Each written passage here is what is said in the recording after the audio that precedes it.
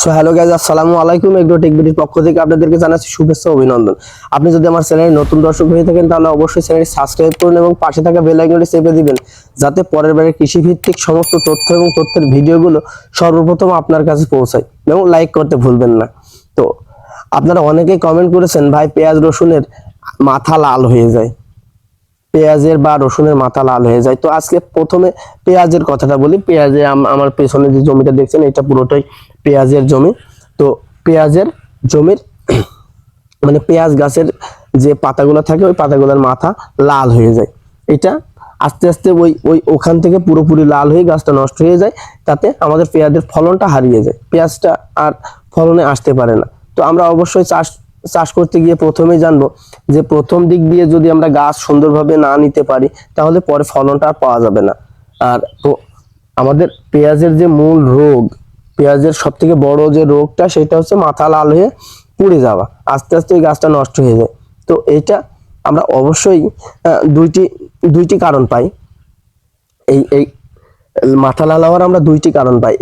একটি কারণ হচ্ছে ছত্রাকজনিত কারণ, আর একটি হচ্ছে আবহাওয়াজনিত কারণ। তো আমরা এই ক্ষেত্রে কি ব্যবহার করলে আমাদের লালটা ভালো হয়ে যাবে 100%, তো চলুন সেটা জানা যাক।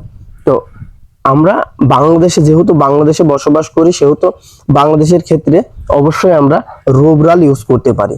রোবরাল আপনারা যে কোনো কীটনাশকের দোকানে অবশ্যই যোগাযোগ করবেন, না হলে এনে দিতে বলবেন। আপনার এলাকায় অ্যাভেলেবল পাওয়া যেতে পারে বা নাও যেতে পারে। তো আমরা আমাদের পেঁয়াজের মাথা লাল ভালো করার জন্য আমরা ব্যবহার করি রোবরাল। আপনারা স্ক্রিনে দেখতে পাচ্ছেন এই যে রোবরাল, এটা প্রতি লিটারে 1 গ্রাম হারে আমরা ব্যবহার করি। তো আপনাদের ইন্ডিয়ান দাদাদের বলছি, যদি ইন্ডিয়াতে আপনারা রোবরাল পেয়ে থাকেন, যদি আপনাদের ওখানে রোবরাল থাকে তাহলে অবশ্যই আপনারাও লিটারে 1 গ্রাম হারে এই রোবরালটা ইউজ করতে পারেন। অবশ্যই আপনাদের গাছের পাতা লালগুলা ভালো হয়ে যাবে। তো যদি সব থেকে ভালো হয়, রোবরালের সাথে আপনারা 2 গ্রাম হারে ম্যানসার ব্যবহার করতে পারেন। রোবরালের সাথে 2 গ্রাম ম্যানসার ব্যবহার করলে অবশ্যই ভালো হবে বাংলাদেশের ক্ষেত্রে এবং ইন্ডিয়ার ক্ষেত্রে। আপনাদেরকে বলছি, ম্যানকোজেব এবং কার্বনডাজিম সংমিশ্রণের যে কীটনাশক, যে ছত্রাকনাশকটি আছে, ম্যানকোজেব এবং কার্বনডাজিমের সংমিশ্রণ, যে মানে যে ছত্রাকনাশকটি পাবেন আপনি ওইটা সাথে রোবরাল, এই দুইটা সংমিশ্রণে আপনি একবার ব্যবহার করুন। একবারই যথেষ্ট, বারবার লাগবে না। আপনার মাথা লালগুলা ভালো হয়ে যাবে, অবশ্যই গাছগুলো সুন্দর হয়ে যাবে। দ্বিতীয়ত, যদি আবহাওয়াজনিত কারণে হয়ে থাকে তাহলে আবহাওয়াটা ভালো হলে অবশ্যই হয়ে যাবে।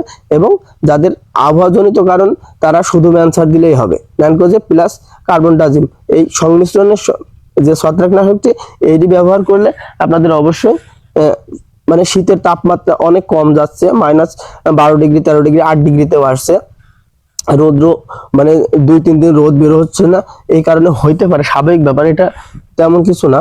তো এটা আপনারা হালকা ম্যানসার দিলে পারে এটা ভালো হয়ে যাবে। তো আমার কথাবার্তা যদি ভালো লাগে অবশ্যই লাইক কমেন্ট করবেন, এবং আবারও বলছি চ্যানেলটি সাবস্ক্রাইব করতে ভুলবেন না। একটা সাবস্ক্রাইবের জন্য আপনাদের সামনে আসি, তো অবশ্যই সাবস্ক্রাইবটা করে দিবেন। এবং আপনাদের অন্য যে কোনো বিষয়ে জানার থাকলে, আপনাদের আমার কথাবার্তায় ভুল হইতে পারে, সবকিছু মিলিয়ে আপনারা কমেন্ট করতে ভুলবেন না, কমেন্ট করে যাবেন। আমার কোনো ভুল থাকলে আপনি জানাবেন, আপনার কোনো কিছু জানার থাকলে আপনি জানাবেন কমেন্টের মাধ্যমে আপনাকে জানিয়ে দেবেন। তো সবার সুস্বাস্থ্য কামনা করছি, সবাই ভালো থাকবেন, সুস্থ থাকবেন। আল্লাহ হাফিজ।